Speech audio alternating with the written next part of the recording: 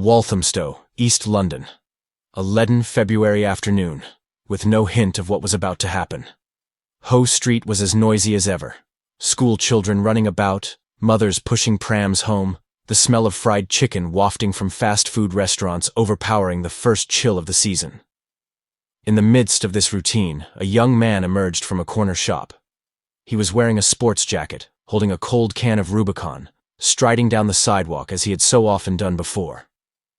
But across the street, a black BMW X5 sat silently, its engine still humming. The two men inside were motionless, their eyes following his every move. No one shouted, no one warned. Only one man stepped out of the car, his hands hidden deep in his coat. 3 loud explosions rang out, quick, cold, decisive. It all happened in less than 15 seconds, and in that moment, a life vanished in broad daylight. No argument, no resistance, no chance of survival. But this was no robbery, no personal grudge, and certainly no accident. You are hearing a true story, a premeditated act, a cold-blooded message sent by those who live in the shadows. Daniel Smith's untimely death on the pavement of Hoe Street not only ended a life, but also raised a haunting question. Who was Daniel? He was not a cold-blooded criminal, not someone who ordered murder. Born and raised in Walthamstow, where he also ended his life, Daniel was a typical son of the borough, smart, quiet, and well-versed in the blurred lines between the law and the underworld. Daniel was no gangster. He did not flaunt his luxury cars, flash his cash on social media, or engage in pointless turf wars. Instead, he took on a dangerous but less visible role. A fixer, a middleman, a link between the cocaine traffickers from the dark streets of South London to the brutal drug networks of the Albanian Mafia. Daniel's job was to make sure everything ran smoothly. The goods moved, the money was cleaned, and everyone played their part. Daniel's family lived in a council flat, accustomed to the sound of police sirens at night. He grew up in that environment, knowing that silence was the most powerful weapon. Despite living so close to dangerous forces, Daniel always tried to stay in the shadows, to stay out of trouble. But it was that world, the one he thought he could control, that eventually brought him down at the greatest cost. Daniel Smith, the son of Walthamstow, who had been quietly moving through the thin cracks between light and darkness, left home that morning like any other day. Little did he know that all his precautions, all his efforts to keep himself safe, were for naught. On the afternoon of February 15th, 2022, just after 3 p.m., London was bustling as usual. Children ran after school on the sidewalks. The cries of stalls echoed on Hoe Street. Daniel stepped out of a familiar shop, a can of cold Rubicon in his left hand, his right hand casually in his coat pocket. He walked slowly, without any sign of hurry, as if today would pass as normally as any other day before. But today was not a normal day. The villain was there, waiting, watching his every step from afar with a cold, cruel calm.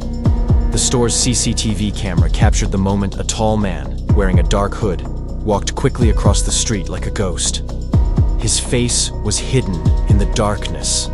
His left hand silently pulled out a modified 9mm pistol, a weapon that never jammed, never missed, what the underworld called a clean shooter. 3 cold shots rang out, tearing apart the fake peace of the afternoon.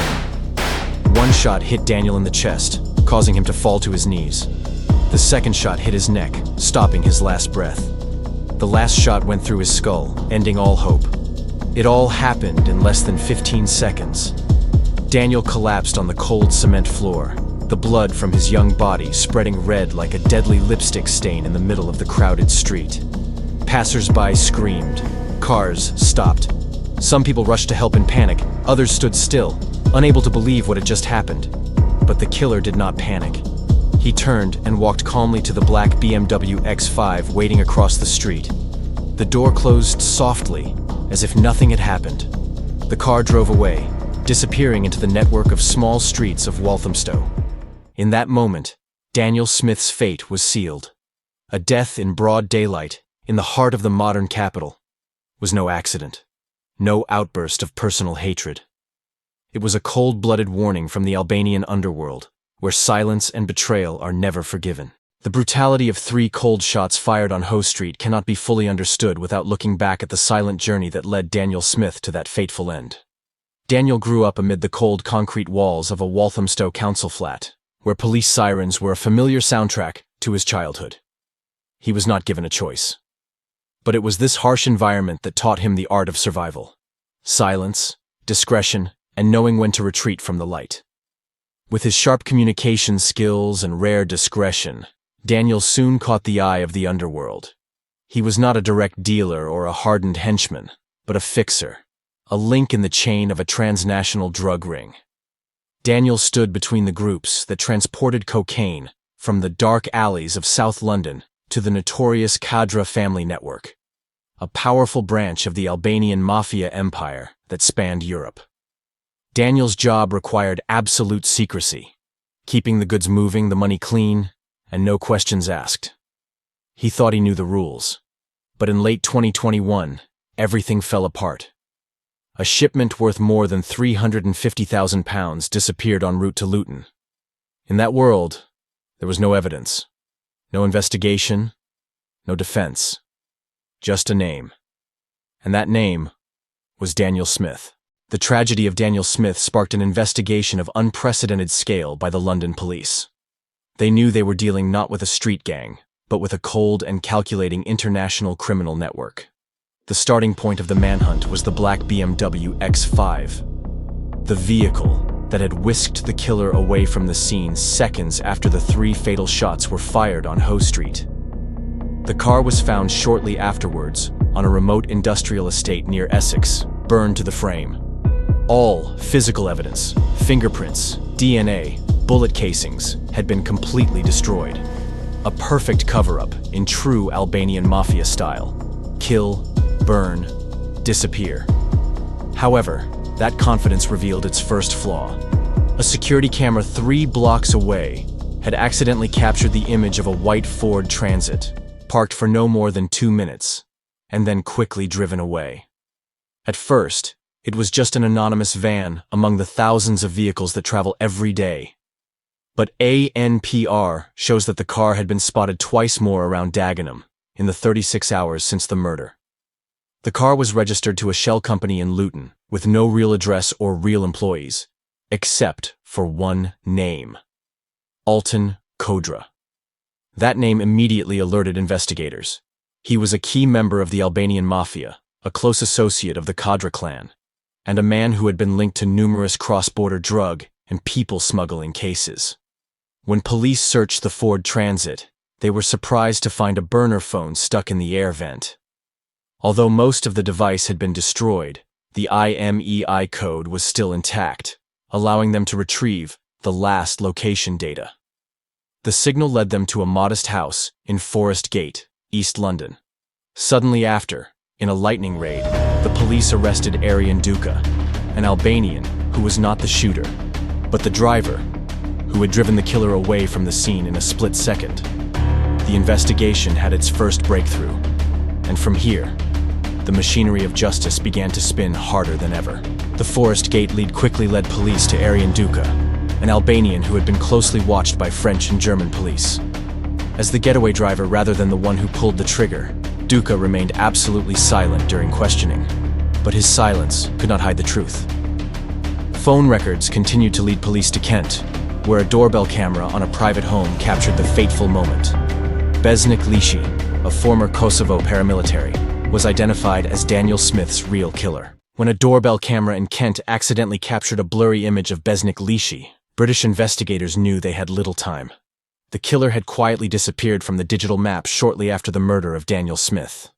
But just as the darkness seemed to have swallowed everything, the fragile pieces of the puzzle began to emerge. Besnik, a former Kosovo paramilitary soldier who had been suspected of organized attacks in Germany and Belgium, disappeared from the UK via the underground just 2 days after the murder. He crossed the border into Bosnia, using false documents and a network of Albanian Mafia couriers. It was a journey the police dubbed the Ghost Route, where all traces were erased with cash and absolute loyalty. However, This time luck was not on his side.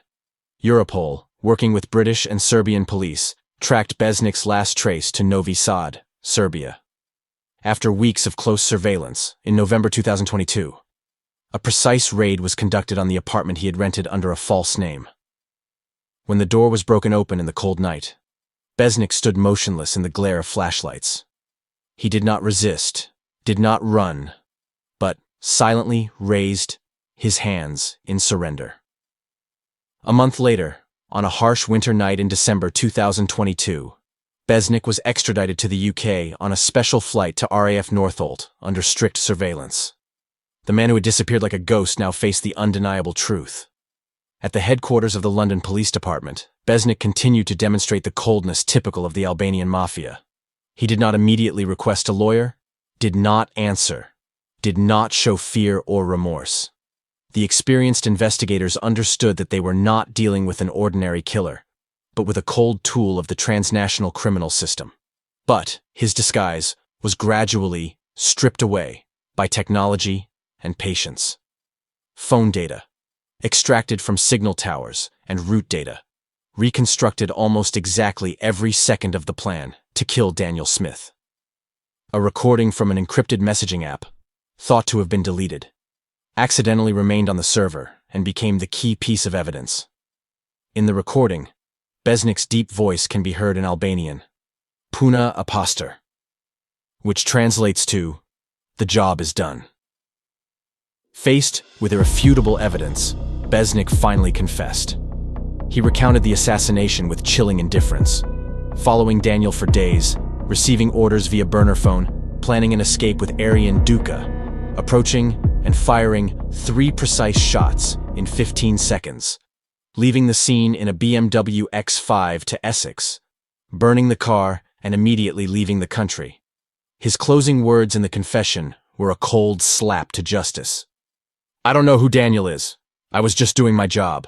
Besnik Lishi's chilling confession made clear what investigators had long suspected. But to turn that truth into a verdict before the law, they needed more than that. Irrefutable evidence, ruthless persistence. Finally, after nearly a year of searching, following every phone signal, every blurry CCTV footage, every bullet casing left on the road, the Daniel Smith case officially entered its final chapter. In February 2023, the prestigious Old Bailey Criminal Court in London opened the highest security trial ever. The entire British legal system held its breath watching. The killer who had been a ghost in the heart of Europe now sat silently in the courtroom, his face expressionless. Besnik Lishi, the man who disappeared across the Bosnian border just 2 days after killing Daniel, could no longer run away. Prosecutors laid out the case with the precision of a perfect jigsaw.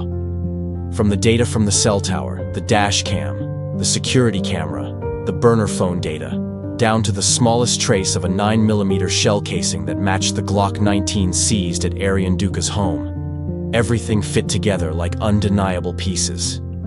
The climax of the trial was the audio evidence recovered from the server of the encrypted messaging app Besnik had used. Everyone in the courtroom held their breath as the recording played. Besnik's deep, monotone, but emotionless voice uttered just 3 words in Albanian. "Puna a pastor." The job is done. That sentence not only ended Daniel Smith's life, it was also the confession that extinguished any hope of the killer denying his guilt. On March 17, 2023, after 3 days of deliberation, the jury sentenced Besnik Lishi to life imprisonment with a minimum term of 38 years for the crimes of murder, conspiracy to murder, and possession of a dangerous weapon. But the story does not end there. Based on the evidence collected in the Daniel Smith case, the British police and Europol launched an operation called Operation Black Veil, targeting the Albanian Mafia network operating secretly in the UK. A series of raids took place simultaneously in Essex, Kent, and Greater London, resulting in the arrest of more than 17 subjects, along with the seizure of more than £4 million of illegal assets. The death of Daniel Smith, thought to be just an internal handling of the criminal world, accidentally became the key to unlocking part of the most brutal mafia empire in Europe. The case is closed, but its echoes still remain, as a warning that, no matter how sophisticated the underworld is, sometimes just a moment of carelessness, a small trace, is enough for the whole dark machine to pay the price before justice. With the conviction of Besnik Lishi and the collapse of part of the Albanian crime network in Operation Black Veil, some measure of justice has been served. But for Daniel Smith's family, the pain will never go away. They still cannot believe that their gentle son, who always tried to keep himself on the safe side, became a cold-blooded message for a ruthless organization where loyalty is balanced with life.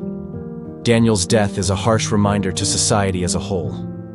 Organized crime does not care who you are, whether you are the mastermind or just a bystander. They only care about what message your death can send to the rest. However, the case also leaves a fragile hope. In that dark world, just a small trace, a fleeting carelessness, is enough to bring the seemingly unbreakable criminal machine to the light of justice. And if you're listening to this story, remember, no crime is ever perfect.